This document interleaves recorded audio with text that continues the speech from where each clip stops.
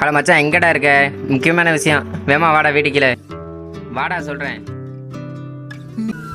மச்சான் சொல்கிறேன் மச்சான். என் ஆளை பார்க்க போகணுண்டா, டைம் ஆச்சு பாரு. காட்டு. ஓ சரி வா, நம்ம சீக்கிரம் கிளம்பும். இது வாழ் வர டைம் தானே, நீ பார்க்கலையா?